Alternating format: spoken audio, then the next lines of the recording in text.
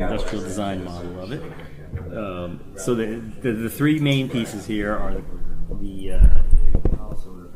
the core box, the classic joystick, and the modern controller.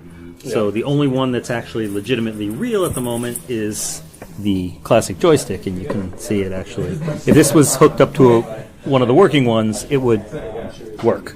This is, like I said, this is an industrial design model. Shows off the wood grain, shows off the, physically it's everything that you are going to see on the real one. You can look at the back, there's all the inputs and ports and things like that. The modern controller, which is based on a Xbox PC type controller, is also, like I said, a design model, but you can feel, has a nice feel to it. It's a little lighter than the finished one will be, but obviously for modern games you're going to need that. Yes. Okay. Yeah, but it doesn't do anything. It's literally a design money. This. Yeah, and that one, and this is actually going to, what we're trying to do is change so that we don't have to make these guys again. Is this will probably end up being right? It doesn't do that on this one, but the goal is to make the paddles work that way. Yeah. Because for certain games like Pong or Breakout, a paddle is actually better than a stick. So that's the pieces, and this whole thing falls into the group that I head up is called Atari Connect, which is shorthand for Atari Connected Devices. Yeah. We're also doing wearables, things like the speaker hats. We've got a few other things in the pipeline. Some of them will be accessories to the VCS. Some of them will be standalones. Generally speaking, everything will work together, but the idea is that Atari was and will be again a hardware company. Software is as much part of it. Hardware and software are both part of its DNA, right? Going back to the earliest days. The big difference now is that Atari has also transcended a lot of other gaming brands and become a lifestyle brand as well. There are people who wear Atari clothing and old T-shirts and hats and things. So a lot of the things that we're doing, and even the VCS itself, there are definitely lifestyle elements being part of the sort of the product. What does that mean? The product positioning. Well, it means some things that I can't talk about yet, but it also means that this is a box that's designed for a modern audience and for a modern gamer's lifestyle, or for a modern audience's lifestyle. So a lot of the stuff that unfortunately you'll want to ask me about that I'm not ready to talk about yet.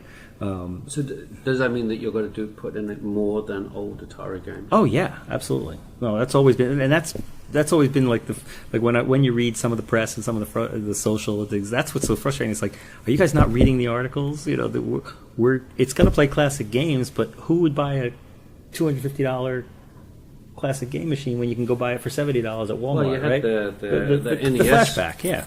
That was very popular. Still is popular. Yeah, but they're not $250, and they're not. Well, I didn't know it was going to be $250. Yeah, I mean that's about where it's looking. So it's going to land. So this is it going to be a gaming console? Is it going to be a multimedia console? So the reason we call it VCS, aside from the nostalgic reasons, is because ultimately we realized that VCS, which stands for Video Computer System, is the best description of what it's actually going to be. Okay. It's so it's going to have an AMD processor, PC, x86 processor, Linux operating system. Okay. It's literally a computer for the living room that is operated primarily through the video interface. So, sure. Video Computer System. It'll work with a mouse and keyboard, whether USB or Bluetooth, but the main interface is through the screen. It'll be through the joystick, it'll be through voice control, things like that, but everything will be through the screen. So Video Computer System really is the most accurate description of what it's going to be. So that said, of course it's going to have games because we're Atari, right? So it's going to have classic games.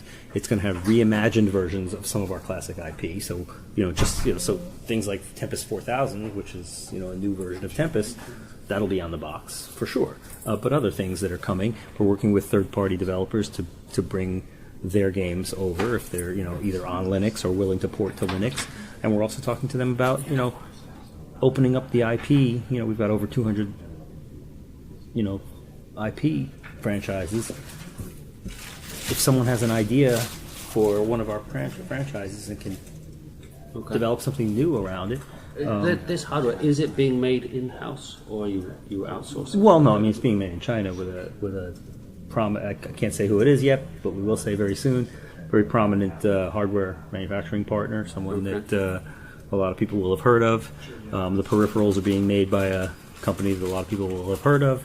So all of that is stuff that we're going to talk about as this. So the thing that I know, press and fans, they want a lot of information, but there's so many moving parts here that we're going to parse out the information when it's ready to be. Why can't you? What's the logic in not being able to tell me who the hardware manufacturer is? So if I go to PlayStation or whatever and I say who's building your box, they tell you. Right. It's just we just haven't announced it yet. I mean, we want to make an announcement about it because they're a prominent partner. That's all.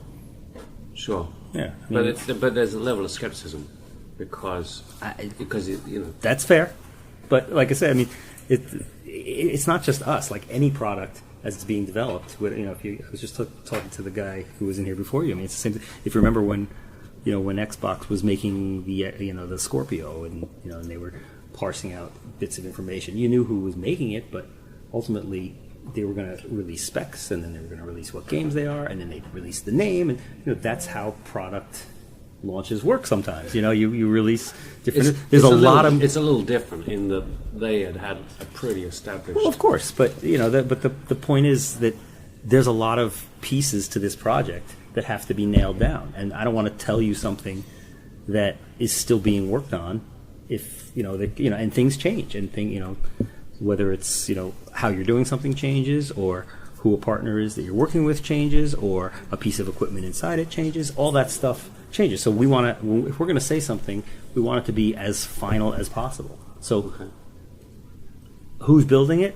That's pretty final. But those guys, there's a lot of people who are signing on to work with us because they want to be part of Atari coming back. So if we're going to work with someone and they want to make a big deal out of it, we want to make a big deal out of it, there can be a press release and there can be an announcement about the partnerships that is timed for a time when everybody's ready for the news to come out. And it's not that we're avoiding, it's not that we don't want people to know, but we want people to know when things can be most accurate and can be most, correct and least subject to change and all that's kind of stuff. So part of it is strategic marketing. Part of it is just the reality of building a complex piece of hardware.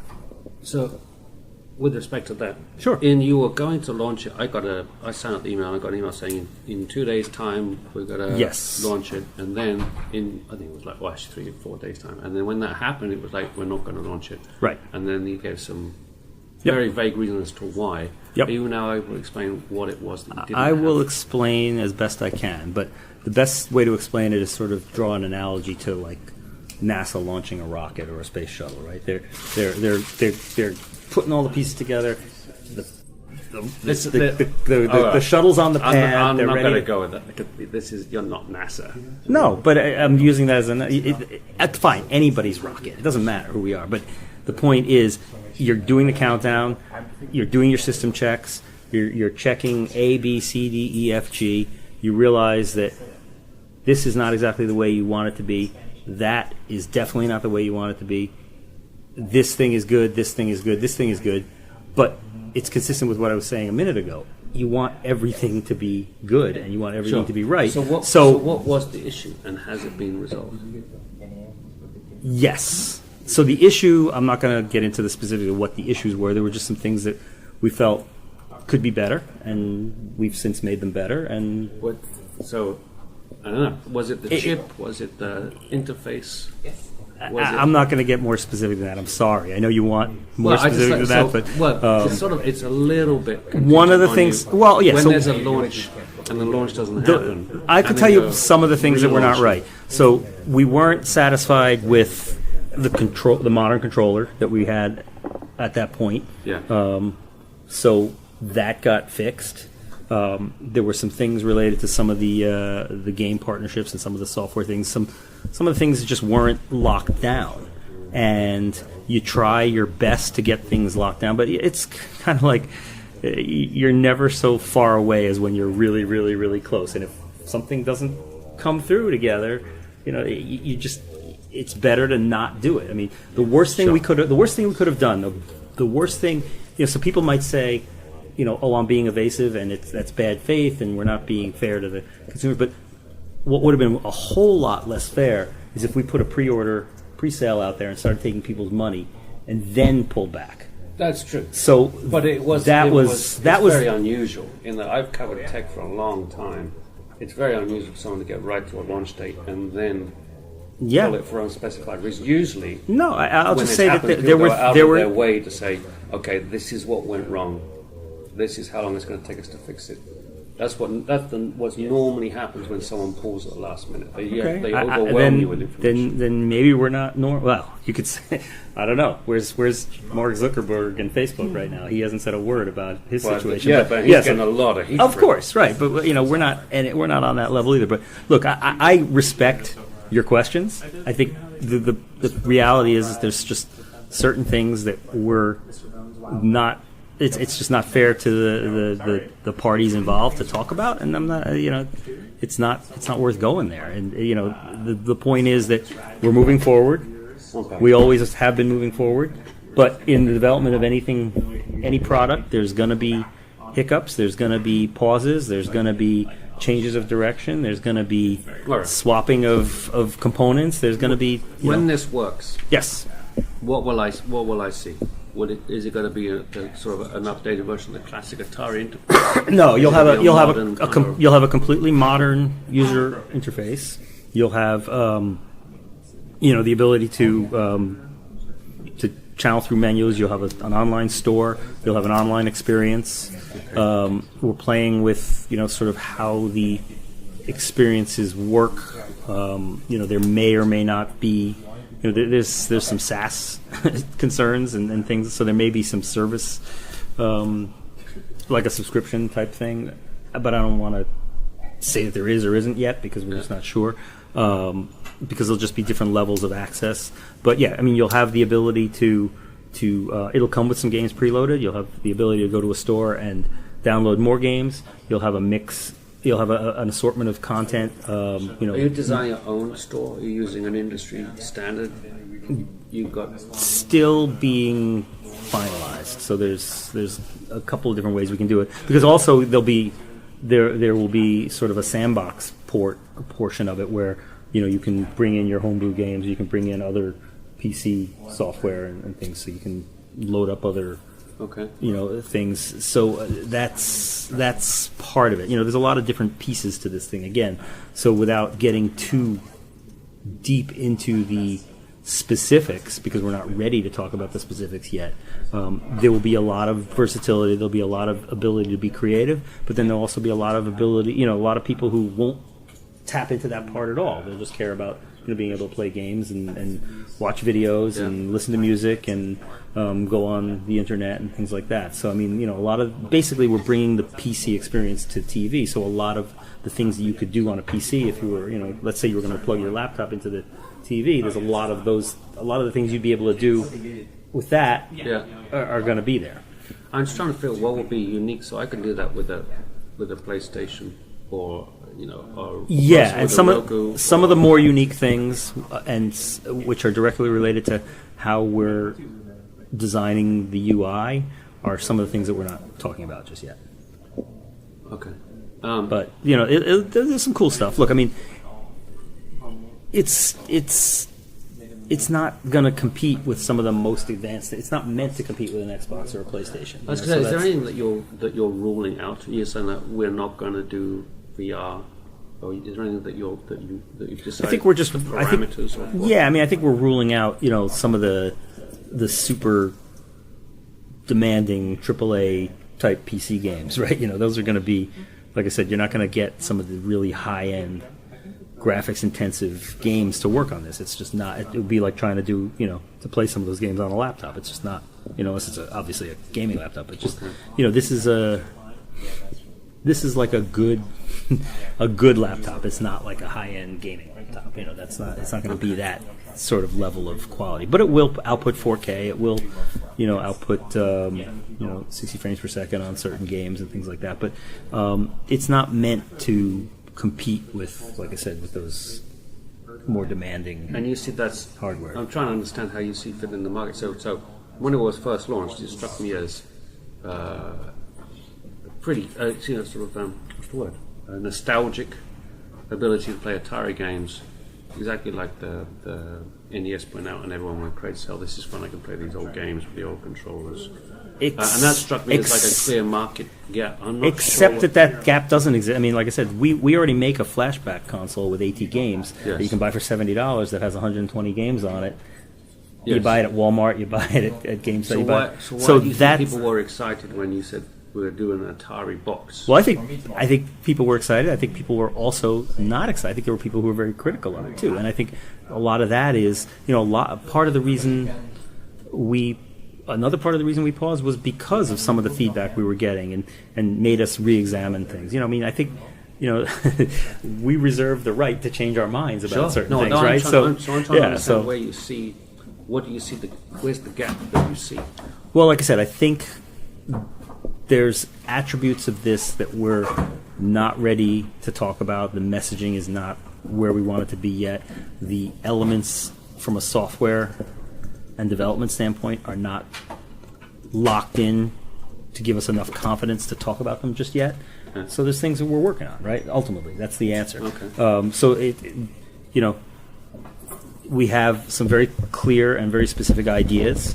But to make those ideas come to life, there are different pieces that have to fit together and work together properly, and that's part of it. So there's a lot that we're not sharing yet. So we're sharing the stuff that we know is achievable, and clearly porting old games, that's totally achievable. Sure. Porting, creating a Linux operating system and putting getting Linux games onto it, we know that's pretty doable. Yeah. So it's the unique interface and the things that are going to make it a little bit different than what everybody else is doing are the things that are the most challenging, but they're going to be the most rewarding when we get it all figured out. When you launch this, is it going to be a Kickstarter? Is it going to be you can do it and we will, because the last time you were going to launch it through raising funds.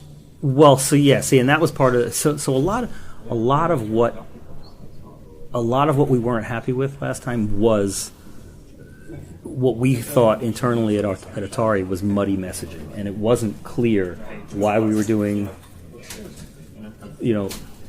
Indiegogo and why we were doing all that. Yeah. I think so. Why were you doing this? So the answer to that, and it wasn't articulated well back then, is the reason we're doing that is more about community and more about feedback and more about having our fans involved in the process than it was about raising the money. There's our CEO Fred has talked about why he's experimented with some crowdfunding and things like that. We did something with Roller Coaster Tycoon, but those were not. Like a lot of people do Kickstarter or Indiegogo, and if it doesn't happen, the project doesn't happen. Yes. This project's happening. I think what we're trying to do there is do something, when we go live on Indiegogo, we're doing what we have planned is going to be something that's really special for the fans. It's going to be something. So you're still going to go with an Indiegogo. You're not going to say potentially, yeah. I mean, it's part of it. It's look, the reality with Indiegogo, and especially the way we would use it, is that it's just another form of e-commerce, really, and that's some of the way So the way we're thinking about that initiative is, again, it goes back to it's much more about engaging the community than it is about. You must understand. You understand that. So people want this to happen. Yes, that's why. Of course. This is why I'm even here. Yeah, of course. They love the idea. Yep. But you have a credibility issue in that you had a launch that didn't happen. Yep, absolutely. And then you have a launch without a launch right now. Well, so what today was about was to show people that the stuff is really being made. The stuff really exists.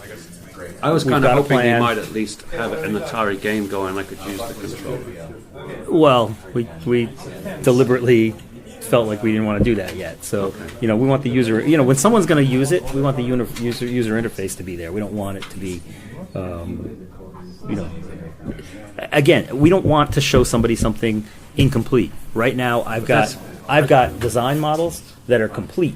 These are what their things are going to look like. As a tech journalist, I've played with all kinds of of not ready stuff, and people say, "Hey, it's not ready, but I want you to see the bit of magic that we've got." But I want you to see. So right now, I don't have something I want you to see yet. That's what I'm saying. Okay. Yeah, I mean, it's not that we're being coy. It's that we're just not ready to show the software yet. And there's a lot of. Is the hardware settled at least? You've locked down the chip. You've locked down. Well, yes and no. I mean, I think I mentioned earlier that we were looking at one chip, and now there's a possibility we may shift because time has passed and there's a new chip available that may be. Oh, there's always a new chip. Right, but we're not so far down the road where we're locked into the first chip. So there's a possibility that for the same price or less, we could have better performance. We'd be crazy not to look at that, right? So that's. Sure, but that sounds like. Well, look, I'm not the engineer. I'm overseeing the project. That's a different. That's something that You're saying a lot of things that concern me a little bit, which is that this. Well, it's because I'm not telling you everything, and that's. I understand, I'm not being evasive. I'm not being evasive for any reason other than because we have pieces of this thing that we're just not ready to talk about. This is an ongoing project. Things are. It's complex. There's a lot of, like I said, there's a lot of people involved. There's a lot of, parts involved. I mean, for all I know, you're going to go write an article that, that savages us because I'm not telling you things. But I'm not telling you things because we're just not ready to tell you more than we're talking about today. And it's not, it's not because I'm being evasive. It's because I'm being honest. I'm telling you that we don't have things locked down. This is an ongoing project, and there's things that we're still working on. It's that simple. But I will say this, that everybody wants this to be right. So when we paused, it's because everything wasn't right. Okay. We wanted to fix the things that weren't right. Does Atari, and we didn't want to and we don't want to have a situation like that again. Does Atari have the funds to create enough boxes, or do you need funds to build the boxes? That is something that I'm not going to talk about because I'm not the finance guy. But yes, the project's moving forward. Okay. You understand that if you launch again with like an Indiegogo, people typically it is people are a little hesitant about it because they think, they need the money in order to make it. Let's put it this way. So there are business discussions underway with major partners who would have an impact on how it's distributed, where it's sold, things like that. So there's so many moving parts that,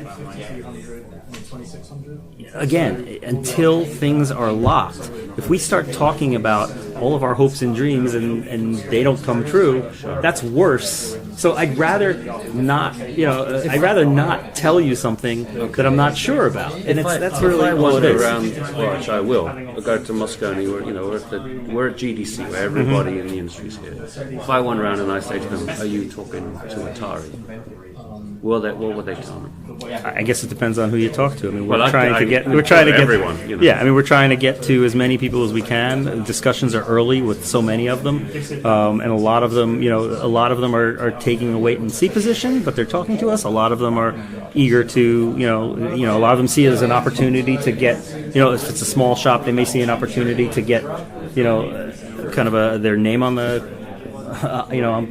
Get their name out there by creating something. So I think every situation is going to be unique. I think there's, I think every question you've asked is a fair question and is a good question, and it's That's just, right. And it's just, for me, I'm in a position where, I could tell you, but I'd have to kill you. That kind of, that old joke, right? But yeah. So I mean, there's certain things that I'm just being honest. There's certain things that are just not completely baked on it. And when will I next sit down with you and play a game on it? I hope that we have some stuff to show and to talk about when we all get to E3. That's my sincere hope. And E3. Yeah, I mean, obviously, like anything else, there's a big asterisk on it because things can change. But that's our hope, is that when we have our suite, at E3, that we're showing people. Okay. And is this, you say your Adobe Connect, is this your sole... Adobe? Sorry, Atari. Yeah. Okay. Is this your sole focus right now, or are you doing other things? What's the... Me personally? Yeah. Yeah, no, we've got a couple of different things. Like I said, we've got wearables, we've got other accessories that and other hardware that we're working on. So there's a number of different things that are in the pipeline. Okay. Yeah. All right. So yeah, look, I'm sorry if I frustrated you with some of the non-answers, but again, I'd rather I'd rather plead the fifth and not incriminate myself. We've got a lot of work to do, and that's the honest truth, and we want the work to manifest itself in an end product that people are happy with, and that's. So I suppose my question is, what was the thinking behind, because you're at GTC and having this and having people come? Is it that you wanted people to know it's still moving forward? Yeah, that's the primary thing. It's still moving forward. That's very much, because I think there was a lot of of questions after. Yeah, and we went quiet because there was a lot of debate. Like, do we say something? Do we not? And what are we going to say? We don't really have anything to say right now. We're straightening. We're getting our house back in order, and so there's just some things that, it's one of those things. Like sometimes, less is more, right? So it was better to be quiet and not, speak when you have something to say. Is sort of like one of the old things that I learned early on in my marketing career, right? Is like speak when you have something to say, and that's sort of the theme of like everything I've been talking to you about. There's certain things that we just are not ready to talk about, and mostly that's to protect both sides, right? It's like we don't want to manage expectations as best as we can. Look, we're not. All right, so that doesn't work. They're working on these. So this is essentially, functionally, it's like an Xbox controller. So like that's what they're using on the dev kits, and not the dev kits, but the engineering kits that the guys are working with, so it'll work with an Xbox controller. Does this, if I plug this into, if this USB, right? Yeah, this one's USB-C for charging. If I plug that into my laptop, would it work? That's a good question. I don't know what it would do on a laptop. I know what it'll do. I know this particular unit will work with our boards back at the engineering studio. Okay. Yeah, this one is real. I mean, would it work with another games console? I doubt it. I don't think it's made to work with another games console. Okay. Yeah. So you've got custom hardware and software there to talk to your. It will only work with your box. Well, no.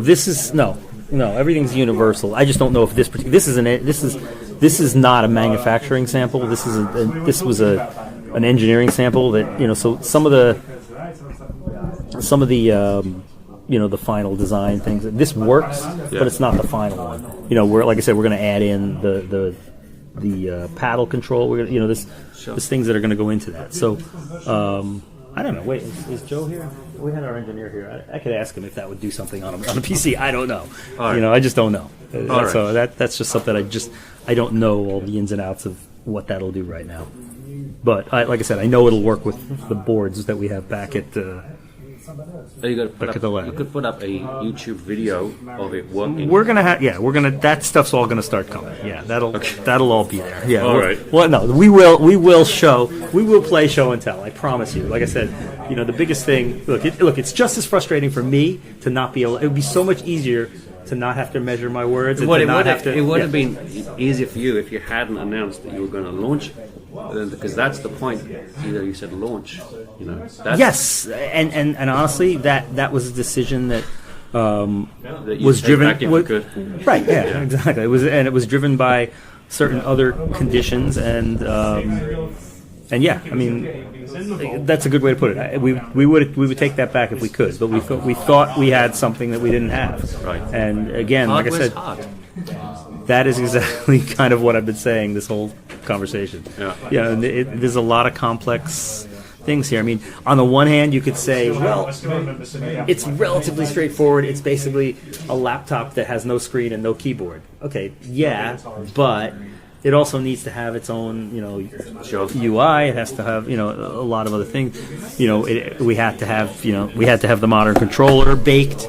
That was not ready to go. So there were elements that were just not.